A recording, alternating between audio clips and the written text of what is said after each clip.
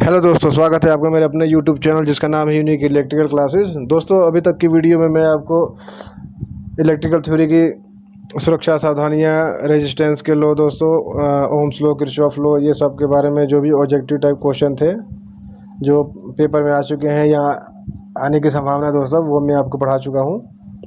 आइए दोस्तों, चलते हैं चैप्टर 3 पे। आज चैप्टर 3 में दोस्तों हम प्राइमरी और सेकेंडरी सेल के बारे में पढ़ेंगे। ठीक है दोस्तों, तो पहले मैं आपको क्लियर कर दूं दोस्तों, प्राइमरी और सेकेंडरी सेल। प्राइमरी सेल दोस्तों वो होते हैं जो चार्ज करके दोबारा यूज़ नहीं कर सकते, यानी वो एक ही बार यूज़ होते हैं। सेकेंडरी सेल दोस्तों वो होते हैं जिसको हम बार बार चार्ज करके यूज़ कर सकते हैं। ठीक है दोस्तों, पहले मैंने आपको ये क्लियर करा दिया दोस्तों, चैप्टर शुरू होने से पहले ही। तो आइए दोस्तों से क्वेश्चन को लेते हैं। Question number first, carbon zinc cell को सामान्य वोल्टेज कितनी होती है? दोस्तों 1.5 वोल्ट होती है दोस्तों। ज़्यादातर दोस्तों पेपर में इन सेल के वोल्टेज के बारे में पूछा जाता है, तो आप इनको बुक से अच्छी तरह याद कर लीजिएगा। क्वेश्चन नंबर 2 देखते हैं दोस्तों। आउटपुट वोल्टेज बढ़ाने के लिए सेल को किस क्रम में जोड़ा जाता है? दोस्तों ध्यान दीजिए, आउटपुट वोल्टेज बढ़ाने के लिए, जैसा कि दोस्तों आपने घरों में जो पुराने टॉर्च देखे होंगे, टॉर्च में सेलों को सीरीज में जोड़ते हैं, यानी एक का पॉजिटिव दूसरे के नेगेटिव के साथ और दूसरे का फिर पॉजिटिव तीसरे के नेगेटिव के साथ। ठीक है दोस्तों, तो दोस्तों इसे सीरीज क्रम बोलते हैं, इससे वोल्टेज बढ़ जाता है। करंट क्षमता बढ़ाने के लिए सेलों को किस क्रम में जोड़ा जाता है? तो दोस्तों करंट क्षमता बढ़ाने के लिए सेलों को समानांतर क्रम में जोड़ते हैं दोस्तों, यानी एक सेल का पॉजिटिव दूसरे के पॉजिटिव के साथ और एक सेल का नेगेटिव दूसरे के नेगेटिव के साथ। ठीक है दोस्तों, इस तरह दोस्तों टोटल वोल्टेज तो सेम रहता है, लेकिन करंट देने की क्षमता बैटरी की बढ़ जाती है। दोनों में ध्यान दीजिएगा दोस्तों, थोड़ा सा अंतर है करंट क्षमता और वोल्टेज क्षमता में। क्वेश्चन नंबर 4 लेते हैं। पॉजिटिव इलेक्ट्रोड के चारों तरफ हाइड्रोजन गैस का एकत्रित होना सेलों का कौन सा प्रभाव कहलाता है? तो दोस्तों ध्यान दीजिए, पॉजिटिव इलेक्ट्रोड के चारों तरफ, इलेक्ट्रोड को आप दोस्तों पोल भी कह सकते हैं, बैटरी के 2 पोल होते हैं, पॉजिटिव नेगेटिव। तो पोल से दोस्तों पोलराइजेशन, ये ध्यान दीजिएगा दोस्तों, क्योंकि एक होता है इस पर प्रॉब्लम सेडिमेंटेशन। ठीक है दोस्तों, और एक ये होता है पोलराइजेशन और एक होता है सल्फेशन। ये बैटरी की में होने वाली प्रॉब्लम्स है, तो स्टूडेंट इन चीज़ को याद नहीं कर पाते हैं कि कौन सा प्रॉब्लम कहाँ होता है। तो दोस्तों ध्यान दीजिएगा, पॉजिटिव इलेक्ट्रोड, जो इलेक्ट्रोड यानी पोल के पास जो मतलब प्रॉब्लम होती है, बैटरी वाली जो प्रॉब्लम होती है, जैसे जैसे हाइड्रोजन गैस दोस्तों एकत्रित होना, तो इसको बोलते हैं दोस्तों पोलराइजेशन। पॉइंट नंबर 5 लेते हैं दोस्तों। सेल के नेगेटिव टर्मिनल पर क्या अधिक चार्ज होता है? तो दोस्तों नेगेटिव तो जाहिर सी बात है इलेक्ट्रॉन ही होगा, इलेक्ट्रॉन का भारी चार्ज होता है। क्वेश्चन नंबर 6 देखते हैं। सेल का इंटरनल रेजिस्टेंस किस को सीमित करता है? तो दोस्तों रेजिस्टेंस की बात आती है तो जाहिर सी बात है करंट को ही कंट्रोल करेगा। ठीक है दोस्तों, सेल के आउटपुट करंट को कंट्रोल करता है ये। कार्बन जिंक सेल का जिंक का खोल कौन सा टर्मिनल होता है? जिंक का खोल दोस्तों नेगेटिव टर्मिनल होता है। ठीक है दोस्तों, कौन सा सेल प्राइमरी और सेकेंडरी दोनों प्रकार के होते हैं? दोस्तों अल्कनील सेल दोनों प्रकार के पाए जाते हैं। मीन्स दोस्तों ये प्राइमरी टाइप के सेल भी होते हैं दोस्तों, जिसे एक बार यूज़ कर सकते हैं, और ये दूसरी सेकेंडरी टाइप के भी सेल इससे बनते हैं दोस्तों, जिसको दोबारा चार्ज करके भी यूज़ कर सकते हैं। ठीक है दोस्तों, क्वेश्चन नंबर 9 लेते हैं। आंतरिक रेजिस्टेंस लोड के किस क्रम में रहता है? तो दोस्तों जाहिर सी बात है लोड के सीरीज में रहेगा। आंतरिक रेजिस्टेंस लोड के किस क्रम में रहता है दोस्तों? तो लोड के सीरीज में रहता है। ड्राई सेल का दूसरा नाम क्या है? तो दोस्तों प्राथमिक सेल। ड्राई मतलब सूखा सेल दोस्तों, जैसे पेंसिल सेल जो हम रिमोट में यूज़ करते हैं या घड़ी में यूज़ करते हैं। ठीक है दोस्तों, या टॉर्च के सेल होते हैं दोस्तों, इनको प्राथमिक सेल बोलते हैं। इनको एक ही बार यूज़ कर सकते हैं, इनमें कोई लिक्विड नहीं होता दोस्तों, पाउडर होता है, इसलिए इनको ड्राई सेल कहते हैं। सेकेंडरी सेल किसे कहते हैं दोस्तों? तो वह सेल जो दोबारा चार्ज करके जो उपयोग में लाया जा सकता है दोस्तों, उसको सेकेंडरी सेल बोलते हैं। मीन्स सेकेंड टाइम, दूसरी बार भी मतलब यूज़ कर सकते हैं उसे चार्ज करके। ठीक है दोस्तों, सेकेंडरी सेल में 100 एम्पियर आवर क्षमता की बैटरी से आप क्या समझते हैं? तो दोस्तों 100 एम्पियर आवर, ध्यान दीजिए, एम्पियर मतलब करंट, आवर मतलब घंटे। तो दोस्तों इस बैटरी, इसका अर्थ दोस्तों बैटरी लगभग 12 घंटे तक 8 एम्पियर करंट दे सकता है। मीन्स दोस्तों 12/96 होता है, 96 100 के लगभग है ये, तो लगभग दोस्तों 12 घंटे तक हम 8 एम्पियर का करंट ले सकते हैं इस बैटरी से। उस बैटरी की क्षमता दोस्तों क्या होगी, 100 एम्पियर आवर के लगभग। निकल आयरन सेल किस प्रकार का सेल है, तो दोस्तों यह भी एक तरह का सेकेंडरी सेल है, मीन्स दोबारा इसको चार्ज करके यूज़ कर सकते हैं। लीड एसिड सेल डिस्चार्ज होने पर दोनों इलेक्ट्रोड में क्या बदलाव आता है, तो दोस्तों दोनों इलेक्ट्रोड लेड सल्फेट में बदल जाते हैं। वेरी इंपॉर्टेंट क्वेश्चन दोस्तों, दोनों इलेक्ट्रोड लेड सल्फेट में बदल जाते हैं। दोस्तों ज़्यादातर पेपर में किसी सेल का नाम दे देगा दोस्तों, और ये पूछ लेता है कि ये सेकेंडरी है कि प्राइमरी। दूसरा या तो उसका वोल्टेज के बारे में पूछ लेगा दोस्तों कि प्रति सेल कितना वोल्टेज होता है, या दोस्तों उसके पॉजिटिव और नेगेटिव प्लेट के बारे में पूछ लेगा। ठीक है दोस्तों, ध्यान दीजिएगा। ज़्यादा जानकारी के लिए दोस्तों बुक में इससे थोड़ा सा डीपली पढ़िएगा और अच्छी तरह याद कीजिएगा दोस्तों। क्वेश्चन नंबर 14 देखते हैं। एडिशन सेल किस प्रकार का सेल है, तो दोस्तों यह भी एक सेकेंडरी स्टोरेज सेल है। ये सब दोस्तों परीक्षा में पूछ सकते हैं। एडिशन सेल, तो ये सेकेंडरी स्टोरेज सेल है दोस्तों, दोबारा यूज़ कर सकते हैं इसे भी। सल्फेशन क्या होता है दोस्तों, जाहिर सी बात है दोस्तों, एक सल्फ़र की दोस्तों एक वो सफ़ेद परत जम जाती है दोस्तों प्लेटों के ऊपर।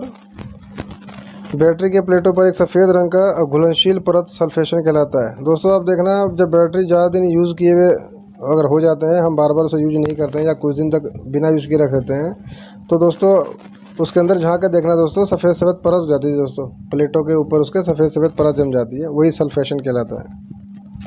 ट्रिकल चार्जिंग क्या होता है, तो बैटरी को लंबे समय तक बहुत कम करंट चार्जिंग के लिए देना ही ट्रिकल चार्जिंग कहलाता है। वेरी इंपॉर्टेंट क्वेश्चन दोस्तों, अगर आपको बैटरी को लॉन्ग टाइम तक यूज नहीं करना है तो उसे ट्रिकल चार्जिंग पे लगा के रखिए, इससे बैटरी ख़राब भी नहीं होगा और बैटरी के जो अंदर जो एक्टिव मटेरियल है वो भी चार्ज रहेंगे दोस्तों। ट्रिकल चार्जिंग में बैटरी को सामान्य चार्जिंग करंट को कितने % करंट देते हैं, 2 से 3%। मान लीजिए कोई बैटरी दोस्तों अगर 10 एम्पीयर करंट देते हैं चार्जिंग के लिए, तो उसका 2 से 3% ही उसे चार्जिंग करंट दिया जाता है ट्रिकल चार्जिंग में। तो दोस्तों चार्ज बैटरी का घनत्व कितना होता है, चार्ज बैटरी का घनत्व दोस्तों, ये एक्चुअली चार्ज बैटरी का इलेक्ट्रोलाइट का घनत्व होना चाहिए यहाँ पे। तो दोस्तों चार्ज बैटरी का इलेक्ट्रोलाइट का घनत्व दोस्तों 1.22 होता है दोस्तों। अगर इसको 3 डिजिट में देखें तो 1.22 है, अगर इसको 4 डिजिट में देखें दोस्तों तो ये 1220 होता है। अगर आपने कभी हाइड्रोमीटर देखा होगा तो उसमें दोस्तों जो रीडिंग होती है वही 1180, 1190, 1200, 1210, 1220 इस क्रम में होती है दोस्तों। तो चार्ज बैटरी का घनत्व लगभग दोस्तों 1220 होता है। 1220 से 1240 तक दोस्तों ये अच्छा चार्ज होता है। 1240 से 1280 तक ये ओवर चार्ज होता है और 1180 के नीचे दोस्तों ये डिस्चार्ज होता है, या 1180 के नीचे दोस्तों हाँ डिस्चार्ज होता है। 1180 से 1200 तक भी लगभग बैटरी यूज़ कर सकते हैं। ठीक है दोस्तों, 1180 अगर ग्रेविटी है तो उससे नीचे बैटरी को यूज नहीं करना चाहिए दोस्तों, वो डिस्चार्ज होती है। डिस्चार्ज बैटरी का घनत्व कितना होता है दोस्तों, तो यह है 1170, 1.17 भी कह सकते हैं दोस्तों, या 1170 भी कह सकते हैं। अगर ग्रेविटी इतनी है दोस्तों तो बैटरी को यूज नहीं करना चाहिए। चार्ज बैटरी का घनत्व H2SO4 के भार का कितने % होता है, तो दोस्तों ये 30% भार के बराबर होता है। ठीक है दोस्तों, बैटरी के ठीक है, तो H2SO4 मीन्स दोस्तों सल्फ्यूरिक अम्ल है, इसके भार का ये 30% होता है दोस्तों। डिस्चार्ज बैटरी का घनत्व H2SO4 के भार का कितने % होता है दोस्तों, तो दोस्तों ये 25% होता है। बैटरी की क्षमता किन किन बातों पर निर्भर करता है दोस्तों, यह टेम्परेचर पर भी डिपेंड करता है, कितनी गर्मी है, कितना गर्म हो रहा है बैटरी। डिस्चार्ज होने का दर, मतलब दोस्तों कितना करंट हम बैटरी से ले रहे हैं, आउटपुट कितना ले रहे हैं। तीसरी बात है दोस्तों इलेक्ट्रोलाइट का प्रकार, अंदर जो दोस्तों हम तेजाब यूज कर रहे हैं जिसे इलेक्ट्रोलाइट बोलते हैं वो किस टाइप का है। ठीक है दोस्तों, बैटरी नंबर 23 देखते हैं। बैटरी की एफिशिएंसी क्या होती है, तो दोस्तों बैटरी की एफिशिएंसी आउटपुट और इनपुट का रेशो होता है दोस्तों। आउटपुट मतलब इनपुट दोस्तों से कितना करंट वोल्टेज दिया गया चार्ज होने के लिए और कितना करंट वोल्टेज दोस्तों वो आउटपुट के लिए दे रहा है, वो उसका एफिशिएंसी है। गुना 100 होता है क्योंकि दोस्तों एफिशिएंसी 100 में होता है, परसेंटेज में होता है दोस्तों। क्वेश्चन नंबर 23 लेते हैं दोस्तों। अधिक आंतरिक रेजिस्टेंस रखने वाला सेल अच्छा है कि कम आंतरिक रेजिस्टेंस रखने वाला सेल, तो दोस्तों कम आंतरिक रेजिस्टेंस रखने वाला सेल अच्छा होता है, क्योंकि दोस्तों कम आंतरिक रेजिस्टेंस होगा तो वोल्टेज स्मूथ देगा दोस्तों वो। ठीक है, हम सेल का आंतरिक रेजिस्टेंस कैसे बदल सकते हैं? तो दोस्तों सेल का आंतरिक रेजिस्टेंस हम इलेक्ट्रोड को चेंज करके इलेक्ट्रोलाइट बदल कर सेल का आंतरिक रेजिस्टेंस चेंज कर सकते हैं दोस्तों। ठीक है दोस्तों, इलेक्ट्रोड या इलेक्ट्रोलाइट चेंज करके दोस्तों हम सेल का आंतरिक रेजिस्टेंस बदल सकते हैं। क्वेश्चन नंबर 25 देखते हैं। ड्राई सेल में कौन सा इलेक्ट्रोलाइट प्रयोग किया जाता है? तो दोस्तों NH4Cl दोस्तों अमोनियम क्लोराइड होता है। ये ड्राई सेल में इलेक्ट्रोलाइट जो होता है दोस्तों अमोनियम क्लोराइड होता है, देख लीजिएगा दोस्तों बुक में भी। ओके, क्वेश्चन नंबर 26 देखते हैं दोस्तों। लेड एसिड सेल में कौन सा इलेक्ट्रोलाइट प्रयोग किया जाता है? दोस्तों H2SO4 या sulphuric acid. Very important question दोस्तों। बैटरी चार्जिंग के लिए कौन सी सप्लाई का प्रयोग किया जाता है? ये भी इंपॉर्टेंट है दोस्तों, DC supply. Anode positive terminal होता है या नेगेटिव? तो दोस्तों कई स्टूडेंट में दोस्तों ये कन्फ्यूजन रहता है एनोड और कैथोड के बारे में। तो दोस्तों ध्यान दीजिएगा, एनोड पॉजिटिव टर्मिनल होता है और कैथोड नेगेटिव टर्मिनल होता है। ठीक है दोस्तों। ओके, क्वेश्चन नंबर 29 पे चलते हैं। लीड एसिड सेल में नेगेटिव प्लेट किस पदार्थ की बनाई जाती है? तो दोस्तों ये शीशे की बनी होती है दोस्तों, स्पंजी शीशा, PB इसका जो साइंटिफिक नाम है दोस्तों, जो उसका PB है दोस्तों, केमिकल जो फॉर्मूला कहते हैं इसे। ओके, लीड एसिड सेल में पॉजिटिव प्लेट किस धातु की बनाई जाती है? दोस्तों ये लीड पेरोक्साइड, PbO2। ठीक है दोस्तों, वेरी इंपॉर्टेंट क्वेश्चन दोस्तों, दोनों ये ध्यान दीजिएगा, पॉजिटिव और नेगेटिव प्लेट किस चीज़ की बनती है। क्वेश्चन नंबर 31 लेते हैं दोस्तों। लीड एसिड बैटरी में सेपरेटर किस पदार्थ का बना होता है? दोस्तों जैसा कि नाम है सेपरेटर, यह दो प्लेटों के बीच में रहता है दोस्तों, दोनों को सेपरेट करता है, अलग अलग करता है, इसलिए इसको सेपरेटर कहते हैं। ये इसलिए दोस्तों रहता है सेपरेटर ताकि गर्म होने के बाद दोस्तों यह प्लेट मुड़ने के बाद भी आपस में शॉर्ट ना हो जाए, प्लेट पॉजिटिव नेगेटिव प्लेट आपस में शॉर्ट ना हो जाए, इससे दोस्तों सेपरेटर लगा रहता है। तो दोस्तों ये किस चीज़ का होता है? यह लकड़ी, एबोनाइट, कांच या रबर की बनाई जाती है। ठीक है दोस्तों ये वो चीज़ें हैं जिन पे तेजाब का कोई असर नहीं होता, ध्यान दीजिएगा, इसलिए इन चीज़ों की बनाई जाती है। क्वेश्चन नंबर 32 देखते हैं। बैटरी में वेंट प्लग का क्या कार्य है? वेंट प्लग, जाहिर सी बात दोस्तों, वेंट प्लग किस चीज़ को बाहर निकालने के लिए होता है? तो दोस्तों ये है चार्जिंग के समय बैटरी के अंदर बनने वाली हाइड्रोजन गैस को बाहर निकालने के लिए वेंट प्लग का प्रयोग किया जाता है। दोस्तों अगर बैटरी चार्ज हो रहा है तो उसके पानी से कुछ भाप निकलता है तेजाब से दोस्तों, अगर उसमें कोई छेद नहीं रहेगा बाहर निकलने के लिए दोस्तों, तो बैटरी गर्म होकर फट भी सकता है, इसलिए वेंट प्लग लगाए जाते हैं। और चार्जिंग के समय इनको दोस्तों ढीला कर दिया जाता है। बैटरी को सील करने के लिए कौन सा कंपाउंड प्रयोग किया जाता है? दोस्तों बिटुमिन कंपाउंड। देखा होगा दोस्तों आपने, बैटरी के ऊपर के टर्मिनलों को साइड से सील करने के लिए बिटुमिन कंपाउंड का प्रयोग किया जाता है। फुल चार्ज बैटरी का टर्मिनल वोल्टेज कितना होता है? तो दोस्तों लगभग 13 वोल्ट। अगर बैटरी दोस्तों 12 वोल्ट की है तो वो 13 वोल्ट के लगभग चार्ज होना चाहिए, 13.2 13.4। ठीक है दोस्तों। क्वेश्चन नंबर 35 लेते हैं। इलेक्ट्रोलाइट का घनत्व नापने के लिए कौन से मीटर का प्रयोग किया जाता है? वेरी इंपॉर्टेंट दोस्तों, वो है तो यंत्र का नाम है दोस्तों हाइड्रोमीटर। क्वेश्चन नंबर 36 देखते हैं दोस्तों। हाइड्रोमीटर में रबर की ट्यूब ही क्यों प्रयोग की जाती है?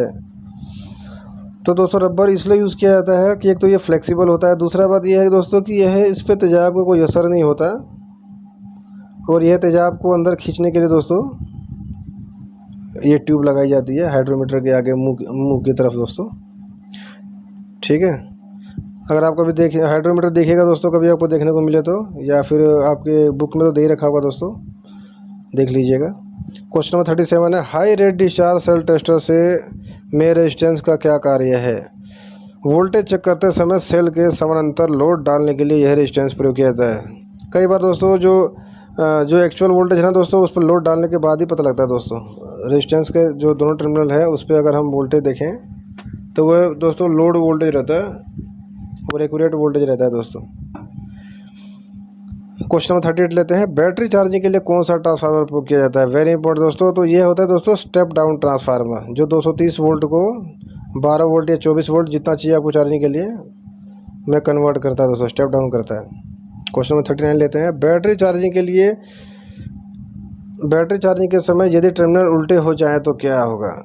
तो दोस्तों बैटरी चार्जिंग के समय अगर टर्मिनल उल्टे हो जाए दोस्तों, तो बैटरी डिस्चार्ज होना शुरू हो जाएगा, क्योंकि दोस्तों बैटरी का प्लस मान लीजिए चार्जिंग सोर्स का नेगेटिव से अगर कनेक्शन कर दिया जाए दोस्तों तो बैटरी डिस्चार्ज होना चालू हो जाएगा। मीन्स एक तरह से शॉर्ट सर्किट हो जाता है दोस्तों, और करंट इलेक्ट्रॉन तेज़ी से फ्लो करते हैं दोस्तों, इसलिए बैटरी जल्दी डिस्चार्ज होना शुरू हो जाएगा।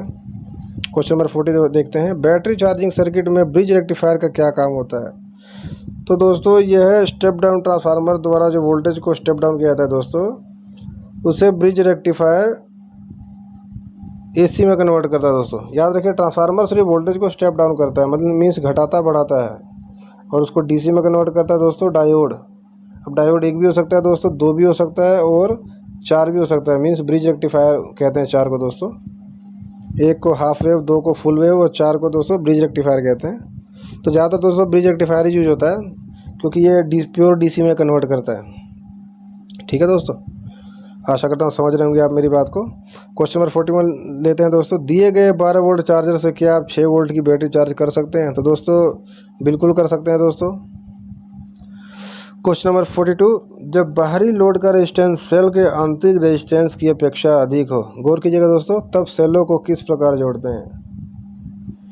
तो गौर से देखिए दोस्तों, जब बाहरी लोड का रेजिस्टेंस आंतरिक रेजिस्टेंस की अपेक्षा अधिक हो, तो जाहिर सी बात दोस्तों, जब बाहरी लोड का रेजिस्टेंस जब अधिक होगा, रेजिस्टेंस अधिक हो दोस्तों, तो कम करंट की ज़रूरत होगी। तो कम करंट कैसे देगा दोस्तों, सीरीज में करंट एक जैसा रहता है दोस्तों, वोल्टेज बढ़ता है। ठीक है दोस्तों, ध्यान दीजिएगा, पॉइंट को समझिएगा, पेपर में आ सकता है दोस्तों ये, कि जब बाहरी लोड का रेजिस्टेंस सेल से आंतरिक रेजिस्टेंस की अपेक्षा अधिक हो, यानी बाहरी लोड का रेजिस्टेंस दोस्तों अधिक है, तो रेजिस्टेंस अधिक होगा दोस्तों, तो जाहिर सी बात है करंट कम लेगा। और कम करंट कब होगा दोस्तों, सीरीज में होता है। सीरीज में ही बैटरी कम करंट देता है दोस्तों, पैरेलल में करंट ज़्यादा देता है, सीरीज में कम देता है। सीरीज में दोस्तों वोल्टेज ज़्यादा देता है, और पैरेलल में वोल्टेज कम देता है। दोनों दूसरे के अपोजिट है दोस्तों, नोट कीजिएगा। क्वेश्चन नंबर 43 देखते हैं, जब बाहरी लोड का रेजिस्टेंस सेल के आंतरिक रेजिस्टेंस की अपेक्षा कम हो, तब सेल को किस प्रकार जोड़ना चाहिए। दोस्तों बाहरी लोड का रेजिस्टेंस यहाँ पे क्या है दोस्तों, कम है, तो रेजिस्टेंस कम होगा दोस्तों, तो करंट तो हाई हो जाएगा ऑटोमेटिक ही। तो दोस्तों सेलों को पैरेलल में जोड़ना पड़ेगा। पैरेलल में दोस्तों पहले ही बता चुका हूँ आपको, वोल्टेज तो सेम रहेगा, करंट बढ़ जाएगा दोस्तों, करंट ज़्यादा देगी बैटरी। क्वेश्चन नंबर 44 देखते हैं, जब बाहरी रेजिस्टेंस सेल के आंतरिक रेजिस्टेंस के बराबर हो जाए, तब सेल को कैसे जोड़ना चाहिए। तो दोस्तों मिक्स ग्रुप में जोड़ सकते हैं, कुछ सीरीज में कुछ पैरेलल में जोड़ सकते हैं दोस्तों, अगर दोनों का रेजिस्टेंस सेम है तो। क्वेश्चन नंबर 45 लेते हैं दोस्तों, कांस्टेंट वोल्टेज ड्रॉप करने के लिए पावर सोर्स का आंतरिक रेजिस्टेंस कैसा होना चाहिए। तो दोस्तों power source means battery, generator या कुछ भी कह सकते हैं दोस्तों। अगर आपको कांस्टेंट वोल्टेज चाहिए, तो फिक्स वोल्टेज चाहिए तो दोस्तों, तो उसका दोस्तों रेजिस्टेंस कम होना चाहिए, बैटरी या जनरेटर का आंतरिक रेजिस्टेंस कम होना चाहिए। क्वेश्चन नंबर 46 देखते हैं दोस्तों, सबसे अधिक प्रयोग होने वाली सेकेंडरी सेल कौन सा है। तो दोस्तों लीड एसिड सेल, आपने देखा होगा दोस्तों घरों में, इन्वर्टर में भी दोस्तों इसी बैटरी का उपयोग होता है, लीड एसिड सेल का ही होता है दोस्तों, या और भी कई जगह घरों में यूज़ करते हैं दोस्तों। पहले दोस्तों टेप रिकॉर्डर वगैरह चलाने के लिए भी बैटरी का यूज़ होता था। 47 दोस्तों देखते हैं क्वेश्चन, लीड एसिड सेल में ऊर्जा किस रूप में एकत्रित होती है। दोस्तों रासायनिक ऊर्जा के रूप में, मीन्स जो दोस्तों उसमें इलेक्ट्रोलाइट होता है, केमिकल रिएक्शन करके दोस्तों वोल्टेज स्टोर करता है। क्वेश्चन 48 लेते हैं दोस्तों, लीड एसिड बैटरी की प्लेट किससे बनी होती है। वेरी इंपॉर्टेंट क्वेश्चन दोस्तों। तो लीड एसिड बैटरी की plate antimonium lead alloy, means दोस्तों एंटीमोनियम शीशे का एक मिश्र धातु होता है दोस्तों, उसकी बनी होती है।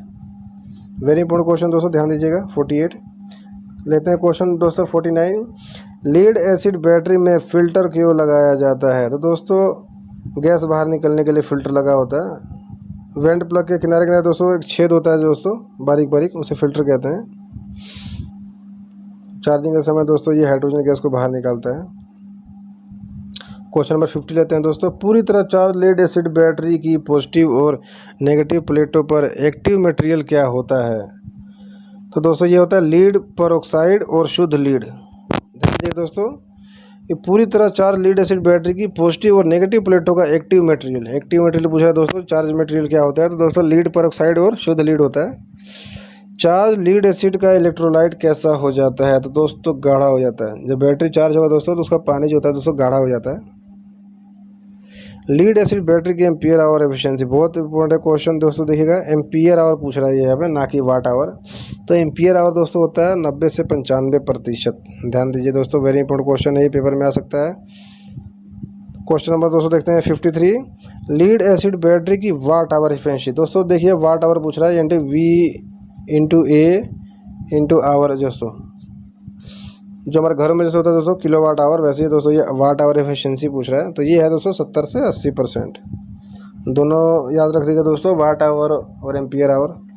क्वेश्चन नंबर 54 लेते हैं, लीड एसिड बैटरी की अनुमानित कार्यकाल कितनी होती है। तो दोस्तों आपने देखा होगा घर की जो आपको इन्वर्टर की बैटरी है लगभग 3 से 5 साल चलता है।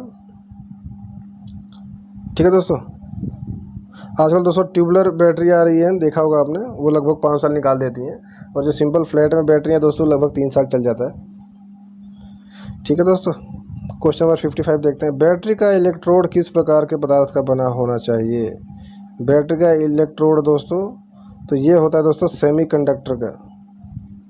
ठीक है दोस्तों, यानी अर्धचालक। एक सल्फ्यूरिक एसिड में यदि पानी मिलाया जाए तो क्या होगा। दोस्तों सल्फ्यूरिक एसिड मीन्स तेजाब में, यानी डायरेक्ट पानी मिलाने वगैरह, जबकि नियम के अनुसार दोस्तों पानी में तेजाब मिलाया जाता है बूंद बूंद करके।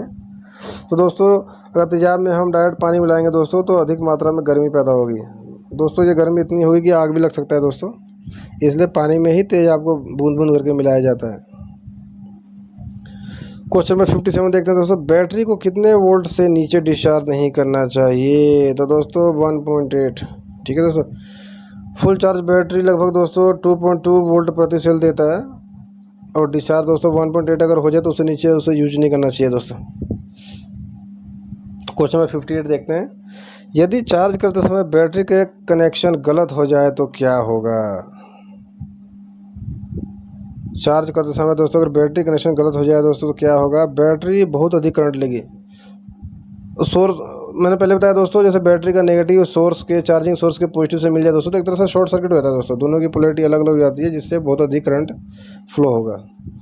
59 दोस्तों देखते हैं, यदि बैटरी चार्जिंग करंट रेट बहुत अधिक होगा तो यह क्या प्रभाव होगा दोस्तों। अगर बैटरी चार्जिंग करंट दोस्तों अगर अधिक करंट से बैटरी का फास्ट चार्ज करेंगे दोस्तों तो प्लेटें टेढ़ी हो जाएंगी और बहुत अधिक मात्रा में गैस निकलेगी और बैटरी का तापमान भी बढ़ जाएगा। दोस्तों इसका सिंपल उदाहरण है, आजकल देख रहे होंगे आप घरों में, हर घर में फ़ोन है।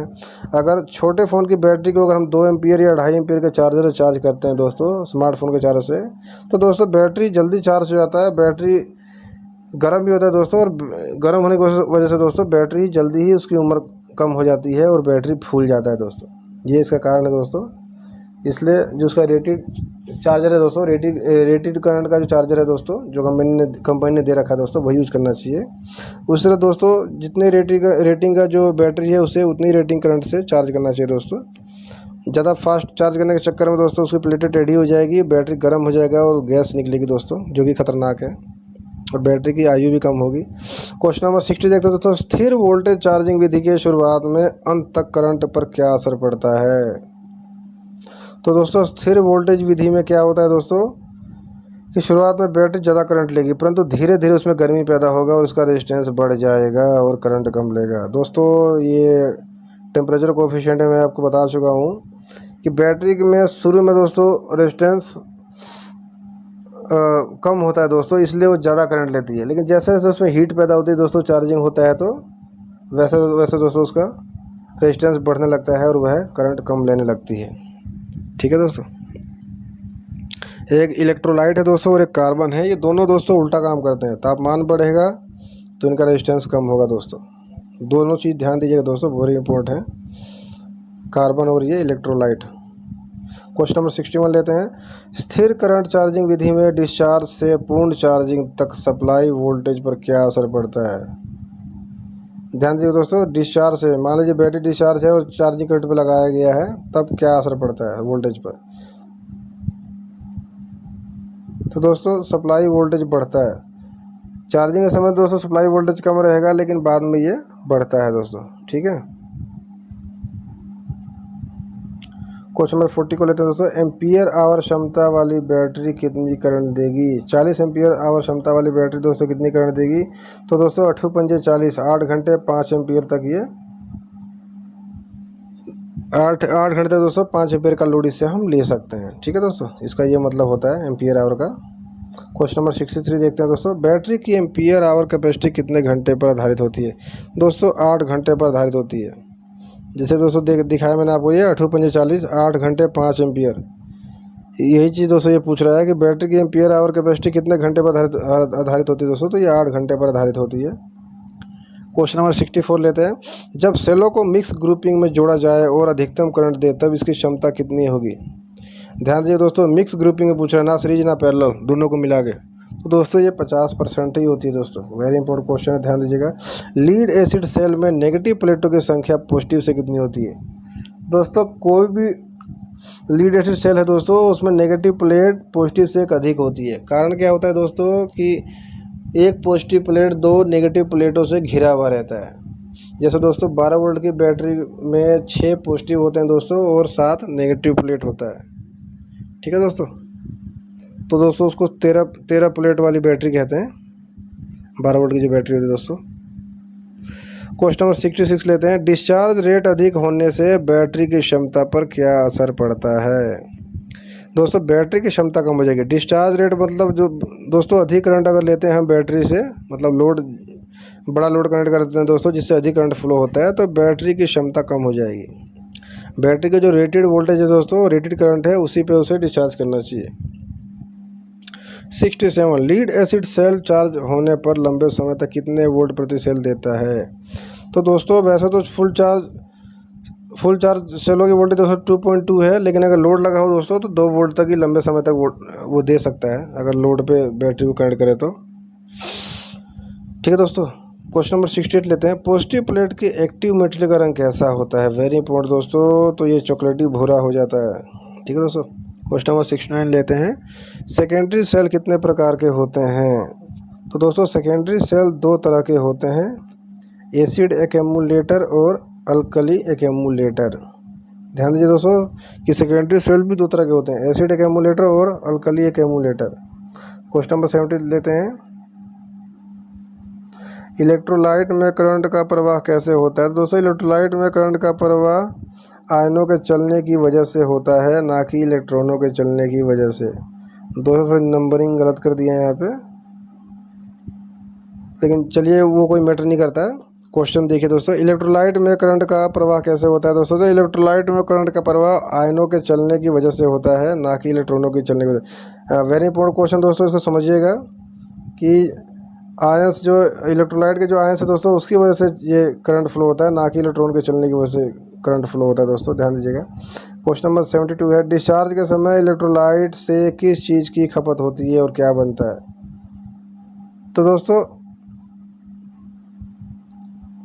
डिस्चार्ज के समय इलेक्ट्रोलाइट से तेजाब की खपत होती है, क्योंकि दोस्तों बैटरी फुल चार्ज है, उसे डिस्चार्ज पे लगाया गया है दोस्तों, तो तेजाब की खपत होगी दोस्तों, क्योंकि वो बैटरी पानी चार्ज होकर तेजाब बन गया है, अब उसे दोबारा डिस्चार्ज किया जा रहा है दोस्तों, तो तेजाब की खपत बढ़ रही है दोस्तों और पानी बनता है। जब पूरा डिस्चार्ज होगा दोस्तों तो क्या बन जाएगा? पानी।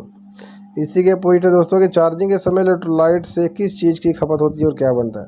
तो दोस्तों जब बैटरी को चार्जिंग में लगाते हैं तो पानी की खपत होती है, मीन्स पानी में उबाल आता है दोस्तों, करंट फ्लो होता है, उबलता है और वो तेजाब बनता है दोस्तों। क्वेश्चन नंबर 74 लेते हैं, पूरी तरह चार्ज बैटरी के सेल की वोल्टेज कितनी होती है? तो दोस्तों ये होती है 2.2, पहले ही मैं आपको बता चुका हूँ दोस्तों ये। 75 लेते हैं दोस्तों क्वेश्चन, डिस्चार्जिंग के समय इलेक्ट्रोलाइट सल्फ्यूरिक अम्ल पर क्या असर पड़ता है? तो डिस्चार्जिंग के समय सल्फ्यूरिक अम्ल पर पॉजिटिव H2 हाइड्रोजन आयंस दोस्तों, negative SO4 ions.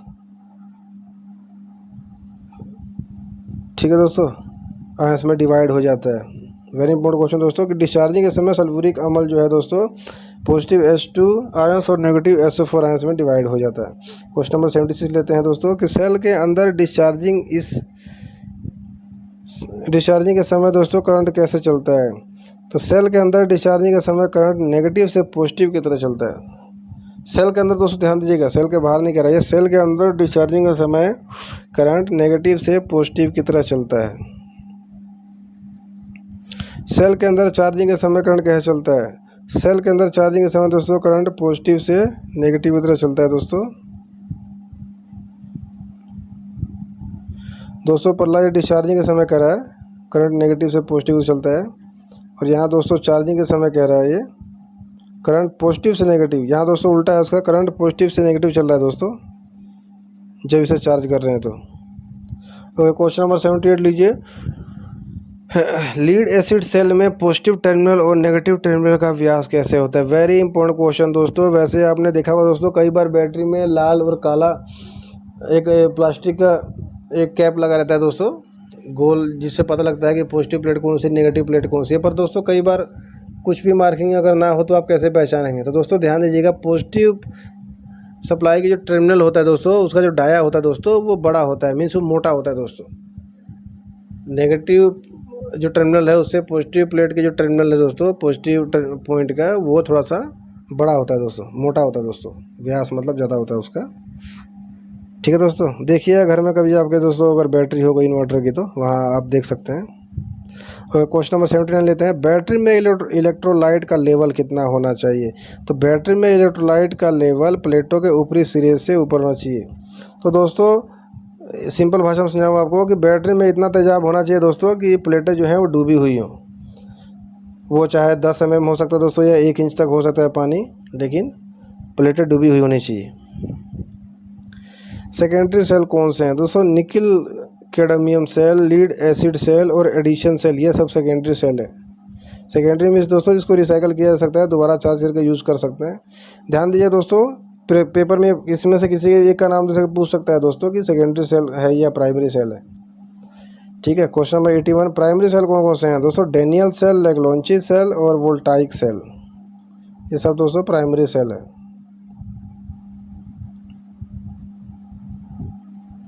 Okay, question number 82 लेते हैं दोस्तों। एडिशन सेल में एक्टिव भाग किस चीज़ के बने होते हैं? तो दोस्तों गौर कीजिएगा, पॉजिटिव प्लेट इसका निकल ऑक्साइड का होता है एडिशन सेल में, नेगेटिव प्लेट आयरन का होता है, और जो इलेक्ट्रोलाइट होता है दोस्तों वो होता है पोटेशियम हाइड्रोक्साइड।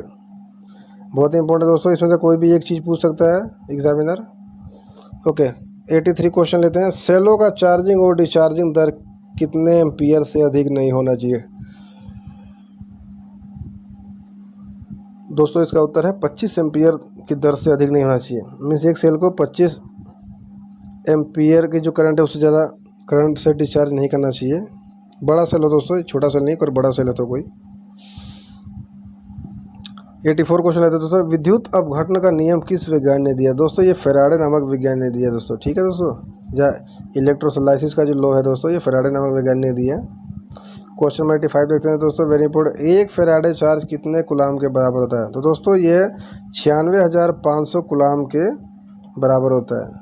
तो दोस्तों ये थे कुछ क्वेश्चन सेल और बैटरी के रिगार्डिंग दोस्तों। आशा करता हूँ कि इसमें मैंने सेल और बैटरी से रिलेटेड हर पॉइंट को कवर किया है दोस्तों। और आपको ये वीडियो कैसा लगी दोस्तों कमेंट बॉक्स में जरूर बताइएगा। आशा करता हूँ कि ये वीडियो आपके लिए हेल्पफुल होगी दोस्तों। आने वाले कॉम्पिटिटिव एग्ज़ाम में इसे आप अगर इस वीडियो को देखें दोस्तों तो काफ़ी हेल्पफुल रहेगा आपके लिए। तो दोस्तों वीडियो अगर अच्छी लगे तो लाइक एंड सब्सक्राइब जरूर कीजिए दोस्तों, और बगल में जो बेल का आइकन उसे भी दबाएं ताकि मेरी आने वाले हर एक वीडियो का नोटिफिकेशन आपको मिल सके दोस्तों, और मेरी हर एक वीडियो आप तक पहुंच सके।